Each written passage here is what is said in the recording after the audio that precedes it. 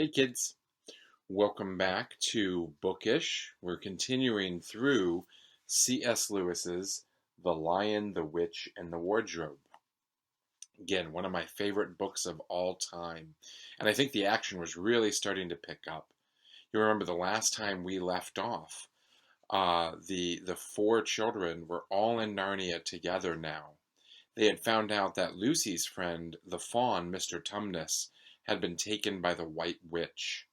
And so they are off to try to save him because they feel obligated to do so since he was so kind to Lucy when she had been there previously. And so we pick up the story with them following a robin who is trying to lead them to the White Witch, or so we think. Let's find out. This is chapter 7, A Day with the Beavers. While the two boys were whispering behind, both the girls suddenly cried, "Oh!" and stopped. "The robin!" cried Lucy. "The robin! It's flown away!" And so it had, right out of sight. "And now what are we going to do?" said Edmund, giving Peter a look which was as much as to say, "What did I tell you?" "Shh! Look!"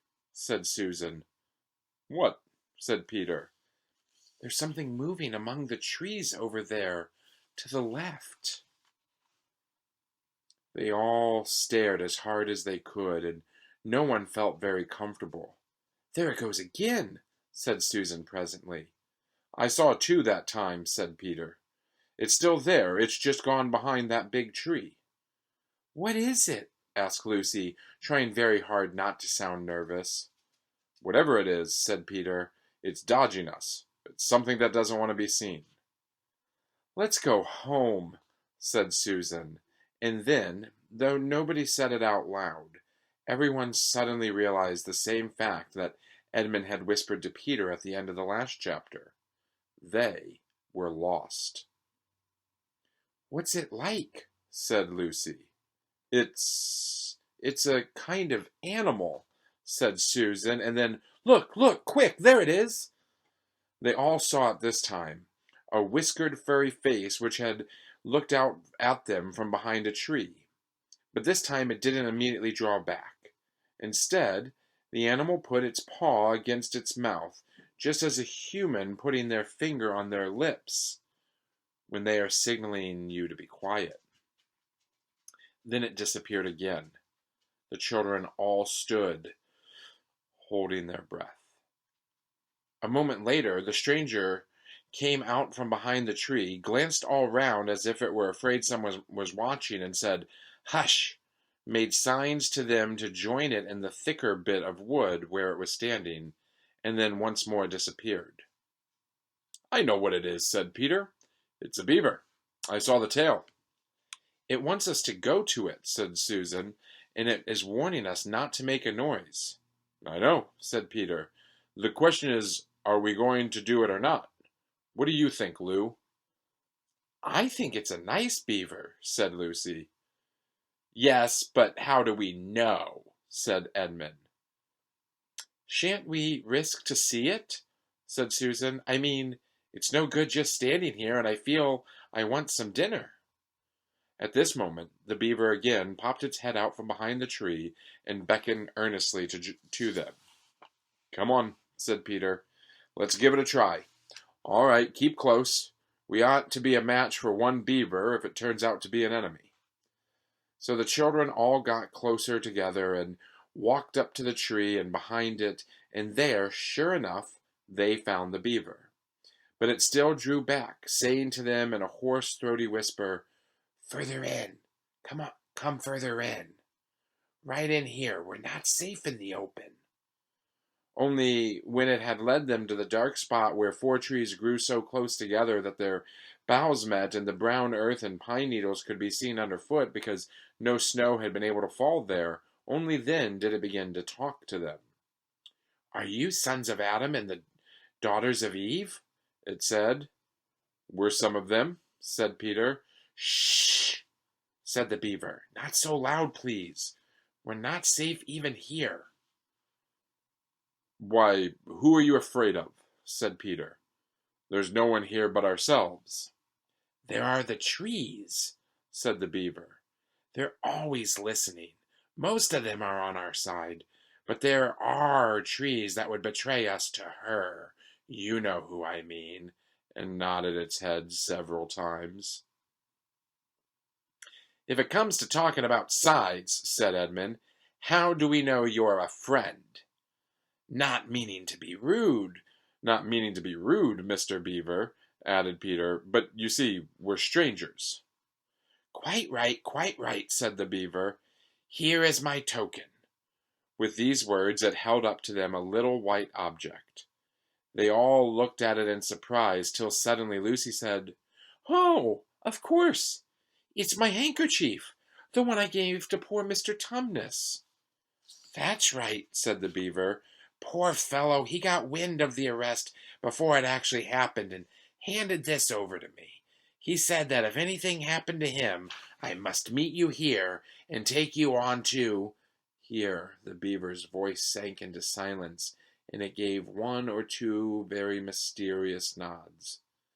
Then, signaling to the children to stand as close around as they possibly could, so that their faces were actually tickled by its whiskers, it added in a low whisper, "They say Aslan is on the move.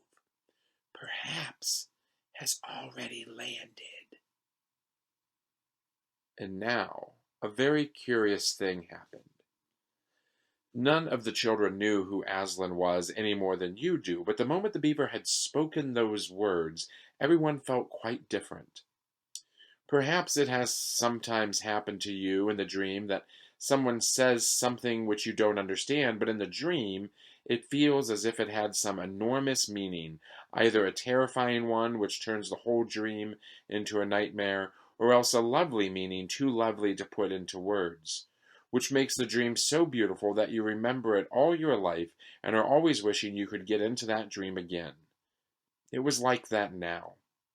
At the name of Aslan, each one of the children felt something jump in its inside. Edmund felt a sensation of mysterious horror. Peter felt suddenly brave and adventurous. Susan felt as if some delicious smell or some delightful strain of music had just floated by her.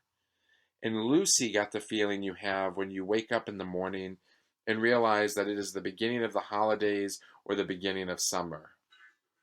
"And what about Mr. Tumnus?" said Lucy. "Where is he?" "Shh!" said the beaver. "Not here. I must bring you to where we can have a real talk and also dinner." No one except Edmund felt any difficulty about trusting the beaver now, and everyone, including Edmund, was very glad to hear the word dinner. They therefore all hurried along behind their new friend, who led them at a surprisingly quick pace and always in the thickest parts of the forest, for over an hour. Everyone was feeling very tired and very hungry when suddenly the trees began to get thinner in front of them and the ground to fall steeply downhill. A minute later they came out under the open sky. The sun was still shining, and found themselves looking down on a fine sight. They were standing on the edge of a steep, narrow valley, at the bottom of which ran, at least it would have been running if it hadn't been frozen, a fairly large river.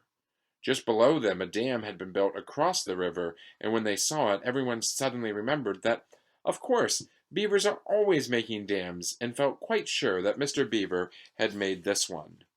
They also noticed that he now had sort of a modest expression on his face, the sort of look people have when you are visiting a garden they've made or reading a story they've written. So it was only common politeness when Susan said, "What a lovely dam!" And Mr. Beaver didn't say hush this time, but merely a trifle, and it isn't really finished."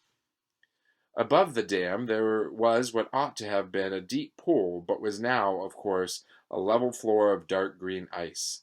And below the dam, much lower down, was more ice, but instead of being smooth, this was all frozen into the foamy and waving shapes in which the water had been rushing along the very moment when the frost came. And where the water had been trickling over and spurting through the dam, there was now a glittering wall of icicles, as if the side of the dam had been covered all over with flowers and wreaths and festoons of the purest sugar. And out in the middle, and partially on top of the dam, was a funny little house, shaped rather like an enormous beehive, and from a hole in the roof smoke was going up, so that when you saw it, especially if you were hungry, you at once thought of cooking and became hungrier than you were before. That was what the others chiefly noticed, but Edmund noticed something else. A little lower down the river there was another small river, which came down another small valley to join it, and looking up that valley, Edmund could see two small hills, and he was almost sure they were the two hills which the White Witch had pointed out to him when he parted from her at the lamp-post the other day. And then, between them, he thought, must be her palace, only a mile off or less. And he thought about Turkish delight, and about being a king. And I wonder how Peter will like that, he asked himself, and horrible ideas came into his head. Here we are, said Mr. Beaver, and it looks as if Mrs. Beaver is expecting us. I'll lead the way, but be careful and don't slip. The top of the dam was wide enough to walk on, though not, for humans, a very nice place to walk because it was covered with ice. And though the frozen pool was level with it on one side, there was a nasty drop on the lower river on the other. Along this route, Mr. Beaver led them in single file right out of to the middle, where they could look a long way up the river and a long way down it. And when they had reached the middle, they were at the door on the house. Here we are, Mrs. Beaver, said Mr. Beaver. I found them. Here are the sons and daughters of Adam and Eve. And they all went in. The first thing Lucy noticed as she went in was a burring sound, and the first thing she saw was a kind-looking old she-beaver sitting in the corner with a thread in her mouth, working busily at her sewing machine. And it was from it that the sound came. She stopped her work and got up as soon as the children came in. So you've come at last, she said, holding out both her wrinkled old paws. At last! To think that ever I should live to see the day! The potatoes are on boiling and the kettle's singing, and I dare say, Mr. Beaver, will you get us some fish? That I will, said Mr. Beaver, and he went out of the house. Peter went with him, and across the ice of the deep pool to where he had a little hole in the ice which he kept open every day with his hatchet. They took a pail with them. Mr. Beaver sat down quietly at the edge of the hole. He didn't seem to mind it being so chilly, looked hard in it, and then suddenly shot in his paw, and before you could say Jack Robinson, had whisked out a beautiful trout. Then he did it all over again until they had a fine catch of fish. Meanwhile, the girls were helping Mrs. Beaver to fill the kettle and lay the table and cut the bread and put the plates in the oven to heat and draw a huge jug of beer for Mr. Beaver from a barrel which stood in one corner of the house, and to put on the frying pan and get the dripping hot. Lucy thought the Beavers had a very snug little home, though it was not at all like Mr. Tumnus's cave. There were no books or pictures, and instead of beds, there were bunks, like on board ships, but in the wall. And there were hams and strings of onion hanging from the roof, and against the walls were gumboots and oilskins and hatchets and pairs of shears and spades and trowels and things for carrying mortar in and fishing rods and fishing nets and sacks. And the cloth on the table, though was very clean, was also very rough. Just as the frying pan was nicely hissing, Peter and Mr. Beaver came in with the fish, which Mr. Beaver had already opened with his knife and cleaned out in the open air.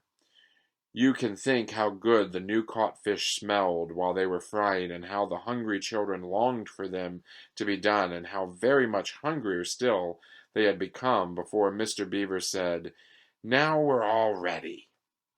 Susan drained the potatoes and then put them all back into the empty pot to dry on the side range, while Lucy was helping Mrs. Beaver to dish up the trout, so that in a very few minutes everyone was drawing up their stools.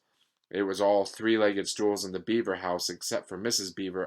Beaver's own special rocking chair beside the fire, and preparing to enjoy themselves.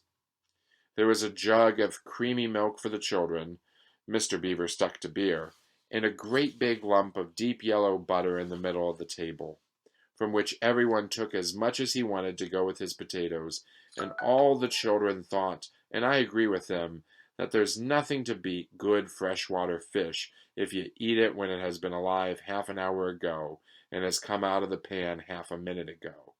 And when they had finished the fish, Mrs. Beaver brought unexpectedly out of the oven a great and gloriously sticky marmalade roll, steaming hot, and at the same time moved the kettle onto the fire, so that when they had finished the marmalade roll, the tea was made and ready to be poured out.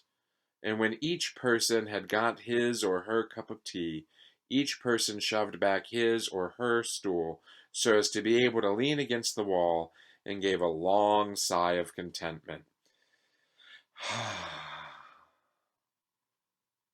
"And now," said Mr. Beaver, pushing away his empty beer mug and pulling his cup of tea toward him, "if you'll just wait till I've got my pipe lit and going nicely, why now we can get to business. It's snowing again," he added, cocking his eye at the window. "That's all the better, because it means we shan't have any visitors, and if anyone should have been trying to follow you, why, he won't find any tracks." That completes chapter number 7 in The Lion, the Witch, and the Wardrobe. A question for you to think about is, why does C.S. Lewis take so much time describing that meal?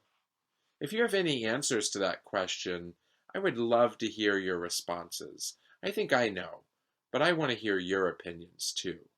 You can write to me by email or have your parents give me a call. Until next time, see ya.